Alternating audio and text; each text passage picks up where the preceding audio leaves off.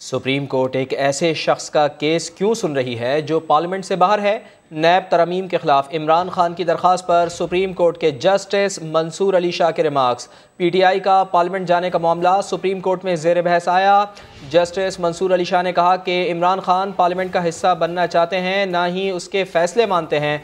अदालत क्यों इस केस का फैसला करे जो शख्स पार्लियामेंट का हिस्सा बनना ही नहीं चाहता? एक शख्स के फैसलों की वजह से पूरा सिस्टम मुंजमद हो रहा है। सुप्रीम कोर्ट ऐसे शख्स का केस क्यों सुन रही है जो कि पार्लियामेंट से ही बाहर है? नैब तरामीम के खिलाफ इमरान खान की दरख्वास्त पर सुप्रीम कोर्ट के जस्टिस मंसूर अली शाह के रिमार्क सामने आए हैं। इसी की तफसील जानेंगे। जुल्करनैन इकबाल हमारे साथ हैं। जुल्करनैन, मजीद क्या कहा गया समाअत के दौरान? देखिए, तो अहमद समाअत जस्टिस मंसूर अली शाह की जानिब से नुक्ता उठाया गया कि अदालत एक ऐसे शख्स का केस क्यों सुन रही है जो पार्लियामेंट से बाहर हो, क्योंकि इमरान खान ना पार्लियामेंट का हिस्सा बनना चाहते हैं, ना ही वो इसके फैसलों को तस्लीम करते हैं। जस्टिस मंसूर अली शाह का यह भी कहना था कि अदालत इस शख्स के फैसले के केस का फैसला क्यों करे जो पार्लियामेंट का हिस्सा नहीं बनना चाहता, क्योंकि एक शख्स के फैसलों की वजह से पूरा सिस्टम मुंजमद हो रहा है। चीफ जस्टिस ऑफ पाकिस्तान ने कहा कि जो शख्स दरखास्त गुजार है यहाँ पर, यानी इमरान खान, वो उस मौके पर मौजूद ही नहीं थे जब असेंबली ने कार्रवाई करते हुए तरमीम को मंजूर किया, तो उनकी दरखास्त को हम कैसे सुना जा सकता है? वो क्या वो चैलेंज करने का हक भी रखते हैं या नहीं? इन तमाम नुकात का भी हमें जायजा लेना होगा। मखदूम अली खान जो वफाकी हुकूमत के वकील है, उनकी जानिब से ये कहा गया कि एक शख्स को ये यकीन दहानी करवाई गई कि आपके नए मुकदमा खत्म हो जाएंगे तब वो वजीर खजाना बने। उन्होंने कहा कि माजी में जब एक वजीर को इसका रिलीफ मिला था नैब से, उसको किसी ने चैलेंज नहीं किया और अब तमाम लोग जो है वो नैब तरमीम को चैलेंज करने के लिए आ गए हैं, जबकि सुप्रीम कोर्ट खुद करार दे चुकी है कि नैब सियासी इंजीनियरिंग के लिए माजी में इस्तेमाल होता रहा है। अदालत ने अब कल तक इस समाअत को मुलतवी कर दिया है। जुल्करनैन इकबाल, अपडेट करने के लिए शुक्रिया। और पंजाब का निगरां वजीर आला कौन बनेगा? नून लीग ने नाम शॉर्टलिस्ट कर लिए हैं। निगरां वजीर आला के लिए वजीर आजम से मुशावरत मुकम्मल हो चुकी है। अपोजिशन लीडर हमजा शहबाज के नुमाइंदे मलिक अहमद खान कहते हैं कि वजीर आला परवेज इलाही के भेजे गए नामों पर हमें एतराज़ नहीं है। परवेज इलाही ने अहमद नवाज, नासिर खोसा और मोहम्मद नसीर के नाम भेजे थे। वजीर आजम आज शॉर्ट लिस्ट किए गए नाम आसिफ अली जरदारी के सामने रखेंगे। आसिफ अली जरदारी से मुशावरत के बाद आज शाम तक 3 नाम गवर्नर पंजाब को भिजवा दिए जाएंगे। मलिक अहमद खान ने ट्वीट करते हुए मजीद बताया है कि निगरां वज़ीर आला के तकर्रुर के लिए नून लीग ने एहसन भून के नाम पर इत्तफाक किया, लेकिन एहसन भून ने शुक्रिया अदा करते हुए वकला सियासत की जिम्मेदारियों की बिना पर माजरत कर ली। हमारी मुशावरत चल रही है, पीपल्स पार्टी से मुशावरत करेंगे, अपने बाकी जो हमारे अलाइज हैं जिनका पंजाब में स्टेक, इनके साथ भी मुशावरत। मेरी कल परवेज़ इलाही साहब से बात हुई और मैंने उनसे जो उनके तीनों नाम थे, उन तीनों पे हमें मेरिटोरियसली स्पीकिंग उन नामों पे को बहुत हमें एतराज़ नहीं था। तो मुलाकात का चांस है जरदारी साहब से, या हम 3 दिन से सुन रहे हैं कि मुलाकात होगी? कुछ ऐसी मसरूफियात हैं जिनकी वजह से प्रेसिडेंट भी इंगेज हैं। कल वो शुजात साहब के साथ उनकी मसरूफियत थी, आज शहबाज साहब के साथ मेरा ख्याल है कि उनकी मुलाकात। मलिक साहब, आखिरी सवाल ये बता दें कि क्या पीपल्स पार्टी की जानिब से भी कोई नाम है या सिर्फ मुस्लिम लीग नून की तरफ से नाम ज़ेरे गौर है? नहीं, ये देखें, जब आप बातचीत कर रहे होते हैं तो फिर आप बाहिमी तौर पर कोई नाम देंगे। और एतमाद के वोट में वजीर आजम शहबाज शरीफ के लिए अरकान असम्बली की मतलूबा तादाद पूरी होने से रोकने के लिए काफ लीग के रहनुमाओं ने भी साजिश शुरू कर दी। यहाँ तक कि काफ लीग की MNA फराह खान को अगवा करने तक की साजिश शुरू कर दी गई है।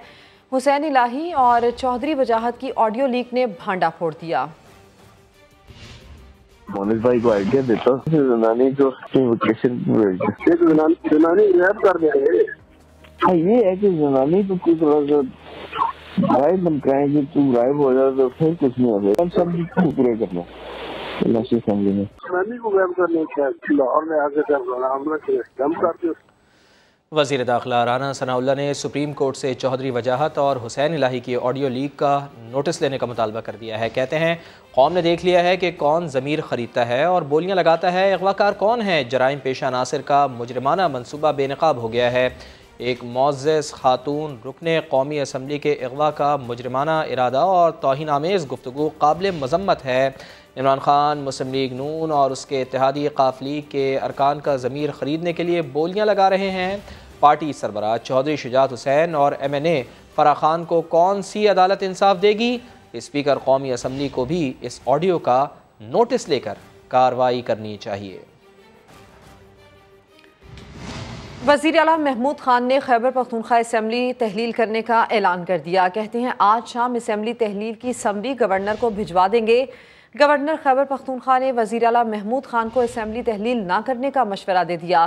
कहते हैं समरी आएगी तो देखेंगे दस्तखत करूँ या ना करूँ। वज़ीर आला को यही कहूँगा कि असम्बली तहलील ना की जाए। जब पहुंच जाएगी फिर देखेंगे कि क्या करें। अभी असम्बली पहुंची नहीं है तो पहले से अगर हम इस तरह के इंकशाफात करें शायद फिर और मुश्किलात पैदा हो जाए उनको। लेकिन मेरी अभी भी राय है कि असम्बलियों को रहना चाहिए। और इमरान खान साहब ने तो कुछ अपने फैसले पर यू टर्न तो नहीं कहता हूँ कि लेकिन नज़रसानी कर ली कि हम हो सकते हैं कि कौमी असम्बली में जाएँ और अपना रोल प्ले करें। तो पंजाब असम्बली की तोड़कर अभी कौमी असम्बली में जाना ये भी अच्छी बात है। अगर वो ना टूटती तो और भी अच्छी बात थी। तो शायद केपी का आज कैबिनेट का इजलास है, अब उसमें क्या फ़ैसला होता है। इमरान खान के उस फैसले की तायीद करते हैं या कोई और फैसला है जो भी आ जाए। लेकिन हम तो बहैसियत एक सियासी कारकुन और एक आईनी सरबराह के ये कहते हैं कि असम्बली को अपनी मुद्दत पूरी करनी चाहिए। वज़ीर आला खैबर पख्तूनख्वा आज शाम असम्बली तहलील की समरी गवर्नर खैबर पख्तूनख्वा को भिजवा देंगे। तर्जुमान खैबर पख्तूनख्वा हुकूमत का कहना है कि निगरान सेटअप के लिए अभी कोई मुशावरत नहीं हुई है। इस बारे में मज़ीद जान लेते हैं। समग्र बाइंदे सज्जाद हैदर हमारे साथ मौजूद हैं। सज्जाद, गो के गवर्नर साहब जो मशवरा दे रहे थे वो हमने भी सुना, उनका मशवरा तो एक तरफ, लेकिन सूरत हाल क्या बन रही है? क्या महमूद खान आज असम्बली तहलील की समरी वाकई भिजवा रहे हैं गवर्नर को? समग्र बाइंदे सज्जाद हैदर से रब्ता करने की कोशिश करेंगे। लेकिन जिस तरह महमूद खान ने पहले भी कहा था कि मंगल के रोज़ वो असम्बली तहलील करने की समरी गवर्नर तक पहुंचा देंगे, तो इसी तरह खैबर पख्तूनख्वा असम्बली तहलील का ये मामला है। वज़ीर आला आज 12 बजे से पहले समरी गवर्नर को इरसाल करेंगे। मेरा काबीना से आखिरी खिताब है, तमाम अरकान का शुक्रिया अदा करता हूँ। वज़ीर आला केपी ने आज ख़िताब भी किया है काबीना से। निगरान सेटअप के लिए अभी कोई मुशावरत नहीं हुई है। बैरिस्टर सैफ जो पाकिस्तान तहरीक इंसाफ के रहनुमा हैं, उनकी जानिब से ऐसा कहा गया। इस बार 2/3 से ज़ायद अक्सरियत के साथ आएंगे, तर्जुमान केपी का ये कहना है। सज्जाद हैदर हमारे साथ मौजूद हैं। सज्जाद, हमने देखा कि गवर्नर साहब भी मशवरे दे रहे थे कि असम्बली को तहलील ना किया जाए, लेकिन फ़ैसला गो के वज़ीर आला खैबर पख्तूनख्वा ने करना है। तो क्या उन्होंने फ़ैसला कर लिया है कि असम्बली तहलील की समरी आज वो गवर्नर तक पहुंचा देंगे, उनको इरसाल कर देंगे? जी बिल्कुल, वज़ीर आला खैबर पख्तूनख्वा की सदारत में जो है आज की काबीना का जो है 86वां जो है इजलास जो है वो मुनक़िद हुआ था, जिसमें जो है एजेंडे में मुख्तलिफ चीजें जो है शामिल की गई। जिसके इजलास से खिताब में वो वज़ीर आला ने कहा कि आज भी हमारा आखिरी खिताब है और खैबर पख्तूनख्वा की काबीना ने फैसला किया है कि आज वो जो है असम्बली जो है तहलील करने जा रहे हैं, जिसके लिए वज़ीर आला ने ऐलान किया था कि असम्बली जो है 17 तारीख को जो है गवर्नर को हड़ताल कर दी जाएगी। जिसके बाद आज उन्होंने काबीना से भी खिताब में यही कहा और सबसे अलविदाई मुलाकात की, जबकि बैरिस्टर साहब ने प्रेस कॉन्फ्रेंस करते हुए ये बताया है कि असम्बली जो है आज रात 12 से पहले जो है तहलील करने की समरी जो है गवर्नर खैबर पख्तूनख्वा को जो है सूबाई हुकूमत की जानिब से वज़ीर आला जो है हड़ताल कर देंगे, जिसके बाद जो है अमल जो है दीगर शुरू हो जाएगा। बैरिस्टर साहब से और शाहराम तरगई से सवाल पूछा गया कि निगरान सेटअप के हवाले से अगर कोई मुशावरत की गई है तो उसके बारे में बताइएगा, जिस पर उन्होंने कहा थे अभी तक ऐसी कोई मुशावरत नहीं हुई है। सज्जाद, नजर रखिएगा, आपसे अपडेट लेते रहेंगे। इस वक्त सूबाई वजीर सईद गनी मीडिया से गुफ्तगू कर रहे हैं। कि वो नताइज तब्दील हो रहे हैं। सेंट्रल में 45 सीटें हैं, जिसमें से 3 नशिस्तों पर इलेक्शन नहीं हुए, 42 सीटों के ऊपर इलेक्शन हुआ। उन 42 सीटों में से पीपल्स पार्टी 3 जीती है और 39 सीटें जमात इस्लामी जीती है। अब मुझे नहीं समझ आई कि ये कौन सा नतीजा तब्दील हो रहा था DRO सेंट्रल के ऑफिस में, जिसमें 39 सीट्स आउट ऑफ 42 जो है वो जमात इस्लामी जीत गई। कोरंगी डिस्ट्रिक्ट में वहां पर भी DRO जो हैं उनके दफ्तर के बाहर मुजाहरे हुए और कहा यह जा रहा था कि वहां नताइज जो हैं वो तब्दील किए जा रहे हैं। डिस्ट्रिक्ट कोरंगी में 37 सीटें हैं टोटल, उसमें से 34 पर इंतखाब हुआ है और पीपल्स पार्टी वहां जीती है 34 में से 5 बल्कि 4। शायद 4 हैं, 5 नहीं, बल्कि 4 हैं। एक वो हमारा इत्तेहादी है नून लीग का। 4 नशिस्तें हमारी हैं और 19 सीटें जो हैं वो जमात इस्लामी की हैं और उसके साथ जो पीटीआई है 8 सीटें उसकी हैं, बाकी एक टीएलपी और एक शेरपी और। अब जहां एहतजाज हो रहा था वहां अक्सरियत जो है वो जमात इस्लामी की है। और एक और दिलचस्प बात आपको बताऊं, जो नताइज सबसे ज़्यादा ताख़ीर से आए, सबसे ज़्यादा ताख़ीर से, जिसमें बहुत शोर डला, वो था लांडी टाउन। लांडी टाउन में 10 सीटें हैं, 9 पर इलेक्शन हुआ, 9 की 9 जमात इस्लामी जीती है। कोई एक नशिस्त भी किसी जमात को नहीं मिली जिस पर एहतजाज हो रहा था कि नतीजा तब्दील हो रहा है और सबसे आखिर में रिजल्ट उस टाउन का है। इल्ज़ाम यह था कि जी नतीजा तो वो रिजल्ट चेंज हो रहा है और ताख़ीर हो रही है। डिस्ट्रिक्ट ईस्ट में जमात इस्लामी के पास 21 सीटें हैं, पीपल्स पार्टी के पास 14 हैं और पीटीआई के पास 8 हैं। अब आपको मैंने थोड़ा सा इस पर काम किया कि पीपल्स पार्टी जिन इलाकों से जीती है, क्यामाड़ी, मलीर, साउथ, ये तीनों इलाके तारीखी तौर पर पीपल्स पार्टी के स्ट्रॉन्ग होल्ड रहे हैं और हैं। हम क्यामाड़ी से जीत जाएं तो लोगों को हैरत होती है और जमात इस्लामी सफाया कर दे सारी जमातों का डिस्ट्रिक्ट सेंट्रल से, कोई हैरत नहीं है, उनको तो जीतना था। पीपल्स पार्टी लियारी से अगर जीत जाए तो हैरत है, जमात इस्लामी कोरंगी से जीत जाए तो कोई हैरत की बात नहीं है। पीपल्स पार्टी अगर डिस्ट्रिक्ट वेस्ट से या मलीर से, वेस्ट भी हमारा पूरा नहीं है, कुछ इलाका हमारे पास है, बाकी तो और जमातों भी इसमें हैं, हम अगर वेस्ट और मलीर से जीते तो हैरत है, जमात इस्लामी ईस्ट में जीत जाए तो कोई हैरत की बात नहीं है। जमात इस्लामी ने जो 86-87 सीटें ली हैं उनमें से 79 सीट्स इनकी जो हैं वो सेंट्रल, कोरंगी और ईस्ट में से हैं। सिर्फ 3 जिलों में इनकी 79 सीट्स हैं, कोई हैरत की बात नहीं है। पीपल्स पार्टी की 4 जिलों में 74 सीट्स हैं, लेकिन हैरत की बात है कैसे जीत गए यार यहाँ से। थोड़ा सा रियलिस्टिक होना चाहिए लोगों को। मैंने कल भी प्रेस कॉन्फ्रेंस की, मैंने मुबारकबाद दी जमात इस्लामी को और मैंने उनको जो लोगों ने मैंडेट दिया उसको तस्लीम किया। जमात इस्लामी ने तवक्को से ज़्यादा सीटें ली हैं। हमें जो सदर टाउन है उसमें हमारी तवक्को से कम सीटें मिली हैं। हमें डिस्ट्रिक्ट ईस्ट में अपनी तवक्को से कम सीटें मिली हैं। हमें डिस्ट्रिक्ट सेंट्रल में हमें 3 मिली हैं, हम शायद थोड़ा सा से ज़्यादा समझ रहे थे कि हमें सीटें मिलेंगी, हमें कम मिली हैं।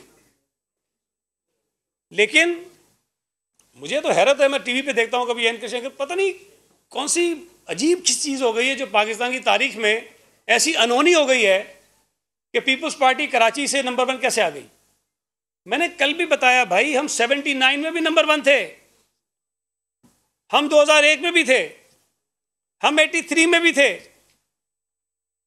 औरंगी टाउन से हमारी 3 सीटें जीती, उसमें चीखना है। औरंगी टाउन से पीपल्स पार्टी का एमएनए रहा है, फेडरल मिनिस्टर रहा है। औरंगी टाउन में ऐसे इलाके हैं जहां पीपल्स पार्टी मजबूत है, वो कुछ मखसूस पॉकेट्स हैं हमारे। अगर वहां मेरे ख्याल 10 यूसीज हैं, उसमें से 3 पे पीपल्स पार्टी अगर जीत गई है तो थोड़ा डाइजेस्ट करो भाई। तुम 39 सेंटर से जीत के हम डाइजेस्ट कर रहे हैं। वो कहते हैं हमने पीपल्स पार्टी ने हमकी 8 नशिस्तें हम ले गए, बकौल उनके। फिर मैं वो चवल अली जैदी को सुन रहा था, वो कह रहा है कि हमारी 40 ले गए। वो 40 इनकी ले गए, 8 उनकी ले गए, तो 50 तो ये गई, हम तो कुछ भी नहीं है। फिर कोई 2-4 जमातें और खड़ी रहेंगी, 4 हमारी ले गए, 5 हमारी ले गए, तो फिर इसका मतलब है हम तो है ही नहीं कहीं यहाँ पर। पीटीआई के यहाँ के जो चवल लीडर्स हैं, इमरान खान ने ठीक ठाक दुर्गत बनाई होगी, ठीक ठाक। और अब वो गुस्सा जो हम पे निकाल रहे हैं कि धांधली कर ली, धांधली कर, तुम्हारे करतूत ऐसे हैं भाई, लोगों ने मुस्तरद किया है तुम्हें। तो मैं गुजारिश ये करना चाहता हूँ कि अगर पीटीआई को, जमात इस्लामी को कहीं किसी यूसी के नतीजे पर एतराज़ है तो कानून के अंदर रास्ते मौजूद हैं, आप उस रास्ते को इख्तियार करें, यह आपका हक है। और मैं ये भी बता दूं कि पाकिस्तान पीपल्स पार्टी के उम्मीदवारों को भी बहुत सारे नताइज पर एतराज़ात हैं और हमारे लोगों ने भी कई यूसीज में रिकाउंटिंग की दरखास्तें दी हुई हैं। लेकिन हम तो ये वावेला नहीं कर रहे हैं कि हमें जमात इस्लामी ने हरा दिया तो हमें यहाँ हरा दिया। भाई ठीक है, रिजल्ट आ गया है, गलत है सही आ गया है, हम समझते हैं कि दुरुस्त नहीं है, धांधली हुई, रिजल्ट चेंज हुआ, जो भी हुआ, हमने जाके अपनी दरखास्तें दे दी, इलेक्शन कमीशन को दे दी, आरओ को दे दी, डीआरओ को दे दी कि भाई कानून के मुताबिक जो तरीक़ेकार है उसको फॉलो करें आप। अगर वहाँ से रिलीफ नहीं मिलेगा हम आगे चले जाएंगे।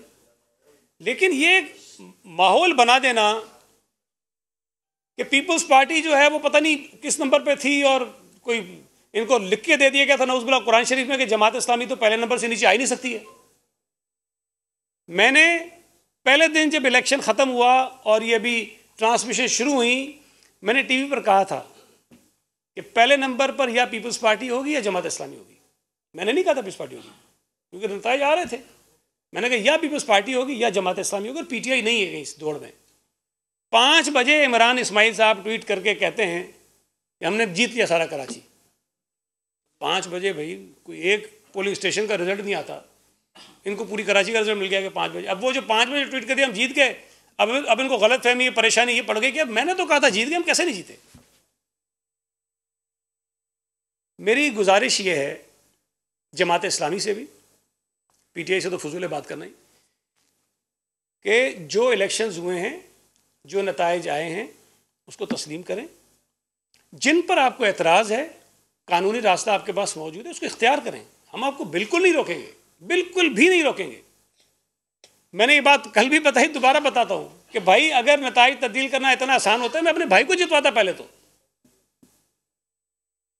मेरा भाई हार गया, बाकी ये कह रहे हैं नताइज तब्दील हो रहे हैं, बड़ी बात है। तो ये जो एक शहर का मैंडेट है, मैं इस बात को तस्लीम करता हूँ कि पीपल्स पार्टी और जमात इस्लामी को कराची शहर ने मैंडेट दिया है, और ये शहर के लिए बेहतर है कि दोनों जमातें मिलकर बैठें और आगे चलने का रास्ता तलाश करें। वो बार बार कहते हैं जी पहले हमारी तस्लीम करो जी, तो भाई जितनी है उतनी तो मान रहे हैं।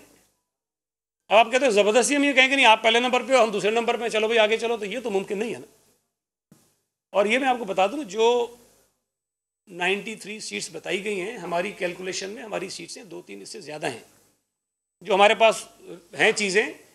और ये हम इलेक्शन कमीशन से भी मैं कोशिश कर रहा हूँ कि उनसे मैं ले लूँ डेटा सारा। तो ये जो 93 नंबर है, ये हमारा 93 नहीं है, शायद ये 95-96 के करीब होगा। मैं उनकी बात नहीं कर रहा हूँ जिन पे अभी हमने रिकाउंटिंग की चैलेंज किया हुआ है। मुझे नहीं पता उसमें से कितनी सीटें हम जीते हैं, या हमारे खिलाफ जो रिकाउंटिंग की दरख्वास्त है उसमें से कितनी हम हारते हैं, मुझे नहीं पता। लेकिन जो रिजल्ट्स आ गए हैं, जो मुख्तलिफ डिस्ट्रिक्ट से मैंने चेक करवाए हैं, हमारा नंबर शायद थोड़ा सा 93 से ज़्यादा बनता है। तो ये कोशिश करना कि मेयर किसी जमात का बन जाए, ये उनका हक है। जमात इस्लामी भी कोशिश करे, हम भी कोशिश कर सकते हैं, PMLN भी कोशिश कर सकती है, JUI भी कोशिश कर सकती है। भाई जब 10 सीटों पे परवेज़ इलाही कोशिश करके वज़ीर आला बन सकता है, तो एक जमात वाला भी कोशिश कर सकता है।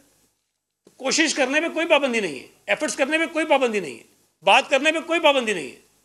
लेकिन जिस तरह हम आपके मैंडेट का एहतराम कर रहे हैं, इसी तरह आपको दूसरी जमात के मैंडेट का भी एहतराम करना चाहिए। और मैं आपको ये बता रहा हूँ कि कराची का जो नतीजा है, पीपल्स पार्टी की जो सीट्स हैं वो हैरत अंगेज़ नहीं है। जो हैरत अंगेज़ नतीजा है वो जमात इस्लामी का है। इसलिए कि आप 2018 के इलेक्शन उठा के देख लें, 2015 की बल्दियाती इलेक्शन उठा के देख लें, ज़िमनी इलेक्शन उठा के देख लें, हैदराबाद के नतीजे उठा के देख लें, जमात इस्लामी की पजीराई इतनी आपको कहीं नहीं मिलेगी। तो अचानक अगर किसी जमात की पजीराई में इजाफा हुआ है तो वो जमात इस्लामी है। पीपल्स पार्टी की जो पजीराई है शहर में, उसमें रफ्ता रफ्ता इजाफा हुआ है, और हम मुख्तलिफ मौक़ों पर इसका सबूत दे चुके हैं, चाहे वो ज़िमनी इलेक्शंस हों, चाहे वो बल्दियाती इलेक्शंस हों, चाहे वो जलसे हों, जुलूस हों, रैलियाँ हों। हमारी पार्टी की तंजीम ने बहुत मेहनत की है। आपके जो रिपोर्टर्स फील्ड में काम करते हैं वो जानते हैं इस बात को। और ये मैं आपको बताऊं कि ये शायद मुझे याद नहीं पड़ता कि कोई ऐसे इलेक्शन हुए हों जहां पर पीपल्स पार्टी के उम्मीदवार पीपल्स पार्टी के सामने ना खड़े हुए हों। इस इलेक्शन में 246 हलकों में शायद 4 या 5 जगहें ऐसी हैं जहां पीपल्स पार्टी के लोग पीपल्स पार्टी के सामने खड़े हुए थे। बहुत जगहों पे लोगों ने नॉमिनेशन भरे, बहुत लोग नाराज थे। हमने राजी किया सबको, हमने मैनेज किया उनको, हमने बिठाया उनको। तो पीपल्स पार्टी ने अपना काम किया और एक एक यूसी के ऊपर हमने वर्किंग की कि हम कौन कौन सी जीत सकते हैं। हम मेहनत कर रहे हैं, काम कर रहे हैं और पिछले पता नहीं कई सालों से कर रहे हैं। कराची में तरक्याती काम करवा रहे हैं, लोगों की खिदमत कर रहे हैं। कराची के गली कूचे में डेवलपमेंट के काम हो रहे हैं। वो सब एक तरफ, जमात ने किया कुछ नहीं, कोई डेवलपमेंट का काम नहीं है, कोई ऐसा तंजीमी काम जो हमने किया वो नहीं है। फिर भी इतनी सीटें आ गई हैं, फिर भी परेशानी है कि नंबर 1 हम क्यों नहीं है। अगर किसी के जहन में या हाफिज साहब ये समझ रहे थे कि मैं बन गया हूँ तो कोई बुरी बात नहीं है, लेकिन अगर नंबर उनका पूरा नहीं आया तो उनको इतना अपसेट नहीं होना चाहिए। मैं भी ये समझ रहा था कि मैं जो मेरा भाई दूसरी जगह से खड़ा जीत जाएगा, वो हार गया, मैंने मान लिया भाई। हम तो अपसेट नहीं हुए, हमने रिकाउंटिंग की दरख्वास्त भी नहीं दी वहाँ, मैंने कुछ नहीं किया। ठीक है भाई, इलेक्शन है, लोगों ने वोट नहीं दिया, हमें किसी और को ज़्यादा दे दिया। इसी तरह अपनी शिकस्त को खुले दिल के साथ तस्लीम करना चाहिए। शिकस्त तो नहीं है सच, मैं नहीं कहूँगा कि शिकस्त है उनकी, वो कामयाब हुए हैं कराची में, लेकिन कम से कम जो सीट्स आपको मिली हैं, जो नंबर्स आपको मिले हैं, उस पर आपको मान लेना चाहिए। मैं एक सेकंड, मैं फिर दोहरा रहा हूँ, हमने किसी डिस्ट्रिक्ट से 39 सीटें नहीं ली हैं, किसी डिस्ट्रिक्ट से। हमारा जो मैक्सिमम नंबर है, मैक्सिमम नंबर किसी एक ज़िले से है, वो 25 से और क्यामाड़ी से है, मलिर से हम 20 हैं। तो थोड़ा सा मैं समझता हूँ कि ये इस तरह का लोगों को इजहार करके बताना कि पता नहीं कोई क़यामत आ गई है, तो अगर क़यामत आई है तो उसके बेनिफिशरी आप हैं, हम नहीं हैं। अच्छा, ये पहले इसने कहा था जो ये बता दें कि अब ये बात वाज़ेह है कि किसी भी सियासी जमात के पास अक्सरियत नहीं है मेयर बनाने के हवाले से। तो पाकिस्तान पीपल्स पार्टी क्या जमात इस्लामी के साथ इत्तेहाद करके कराची का मेयर के लिए जो है ना वो आगे बढ़ेगी? क्योंकि अगर जमात इस्लामी ने डिमांड कर दिया कि मेयर उनका डिप्टी मेयर पीपल्स पार्टी का, तो इस पर पीपल्स पार्टी का क्या मौक़िफ़ होगा? क्योंकि जमात इस्लामी और हाफिज रहीम तो पहले से सोशल मीडिया में जो है ना वो तो कराची का मेयर बन चुके हैं। देखें, तो पीपल्स पार्टी की क्या मैंने कल भी कहा, मैं आज भी कह रहा हूँ, अभी भी मैंने कहा कि ये मुनासिब होगा और ये शहर के मफाद में होगा कि पाकिस्तान पीपल्स पार्टी और जमात इस्लामी जिनको मैंडेट मिलाए इस शहर के लोगों का, उसको हम खुले दिल से तस्लीम करें एक दूसरे के मैंडेट को, और हम बैठकर आगे चलने का लायामल तय करें। मैं अभी ये नहीं कहता कि जो चीज़ हम डिस्कस करेंगे, आपस में बातचीत करेंगे, उसमें मेयर किसका होगा, डिप्टी मेयर किसका होगा, अभी मैं इस हातमी तौर पर मैं इसका ना कहने की पोजीशन में हूँ, ना मुझे कहना चाहिए। हम बात करने को तैयार हैं और हम रास्ता निकालने को तैयार हैं। लेकिन कल जिस तरह वो कह रहे थे कि जी मैं तो बात ही नहीं करूँगा जब तक मेरे नंबर पूरे नहीं करेंगे। भाई नंबर आप कहोगे मुझे 100 है तो हम 100 कहाँ से लगे देंगे आपको? अगर आप कहोगे जी मेरे 125 पूरे करो तो हम कहाँ से पूरे करेंगे आपके? हम तो नहीं कर सकते। नंबर जो आपके हैं 100 हैं, लेकिन हमें आगे बढ़ना चाहिए और इस हकीकत के साथ, इस अंडरस्टैंडिंग के साथ कि जिन जगहों पर आपको एतराज़ है आप कानूनी रास्ता अख्तियार करें, जिन जगहों पर हमें एतराज़ है हम कानूनी रास्ता अख्तियार करेंगे।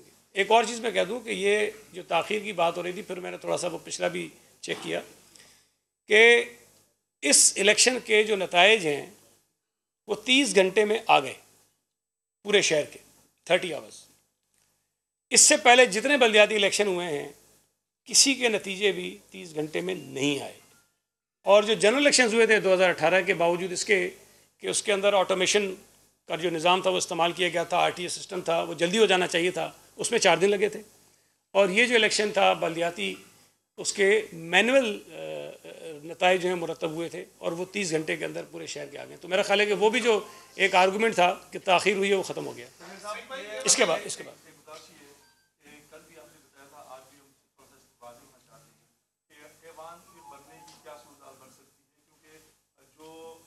सीट्स हैं उसको मिला के आप करेंगे या पहले जो है ना जो अभी आपने किया उसके? देखें, ये बड़ी एक कॉन्सेप्ट बड़ा सिंपल है कि जो केएमसी का हाउस है वो 360 है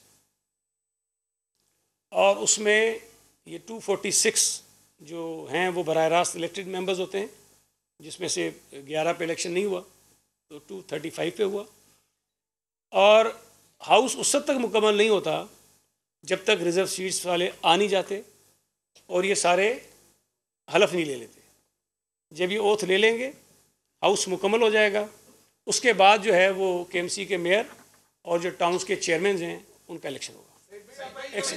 एक मिनट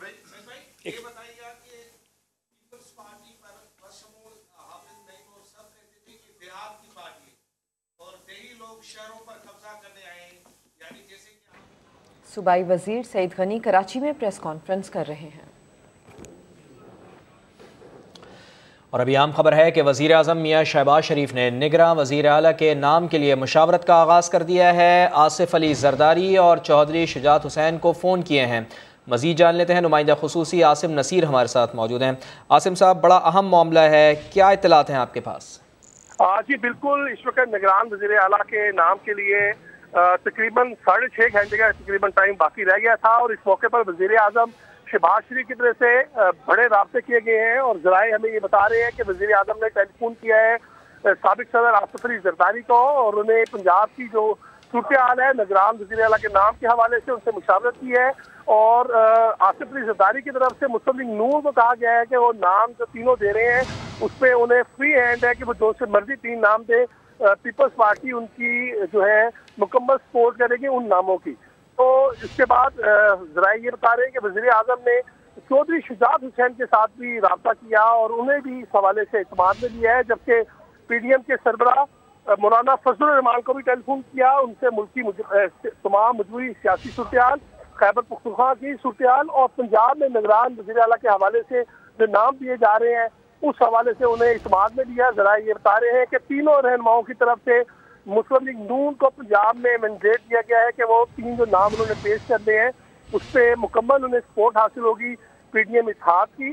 तो मुस्लिम लीग नून की तरफ से कहा जा रहा है कि अब से कुछ देर में 3 नाम जो है वो गवर्नर पंजाब को और वज़ीर आला पंजाब को भिजवाए जाएंगे, तहरीरी तौर पर गवर्नर पंजाब को। और उसके अलावा वज़ीर आला पंजाब को जो नाम दिए जाएंगे वो मलिक अहमद खान के जरिए टेलीफोन पर रब्ता करके उन्हें 3 नामों को बताया जाएगा। अगर उन नामों पर किसी तरह से राय हो सकेगा तो इनकी एक सिटिंग आने वाली इन 6 घंटों के दौरान होगी। लेकिन जरा ये भी दावा कर रहे हैं साथ साथ कि अगर जो पीडीएम इत्तेहाद है इनके नामों को ही चुना जाएगा और उन्होंने पहले ही जो हुकूमती नाम है उन्हें मुस्तरद कर रखा है। जी ठीक है। अच्छा आसिम साहब, थोड़ी सी ज़रा वजाहत कर दीजिएगा कि परवेज़ इलाही ने तो अहमद नवाज़, नासिर खोसा और मोहम्मद नसीर के नाम भेजे हैं, क्या हुकूमती इत्तेहाद की जानिब से भी इन नामों पर भी गौर व खौज हो सकता है? यानी जो नाम नून लीग भेजेगी, आपके पास क्या इत्तलात आ रही हैं, उनमें से क्या कोई एक नाम इन पे भी है, इनके ऊपर कंसेंसस डेवलप हो सकता है? जी, इस वक्त जो मेरी अहम तरीन मोतबर तरीन जराए से जो बात हो रही है पाकिस्तान में भी, पाकिस्तान से बाहर भी, उनकी तरफ से बड़ा वाज़ेह तौर पर यह कहा गया है कि किसी सूरत भी जो चौधरी परवेज इलाही और इमरान खान की तरफ से जो 3 नाम आए हैं उनमें से किसी को भी सिलेक्ट नहीं किया जाएगा। उन्हें मुस्तरद किया जाएगा। नासिर महमूद खोसा साहब अपने नाम को विड्रॉ कर चुके हैं, अहमद नवाज सुखेरा साहब और नसीर खान साहब, इन 2 के नाम अभी रहते हैं। ताहम गवर्नर के पास अभी ये तीनों नाम ही हुकूमत की तरफ से गए हुए हैं। लेकिन तभी इम्कान यही है कि मुस्लिम लीग नून और जो उनके इत्तेहादी हैं वो अपने 3 नामों के ऊपर बरसित रहेंगे और शायद यही एक बड़ी वजह होगी कि आज रात 10:10 पर अगर इनका इत्तेफाक राय नहीं होता वज़ीर आला पंजाब का और अपोजिशन लीडर के नामजद मलिक अहमद खान का, तो फिर ये मामला जो है वो पार्लिमानी कमेटी में जाएगा, जहां पर दोनों जानिब से 3 मेंबरान होंगे पार्लिमानी कमेटी के और वो मजीद 72 घंटे यानी कि 3 यौम के लिए जो है मुशावरत करेंगे और फिर उसके बाद फैसला होगा। बहुत शुक्रिया आपका आसिम नसीर।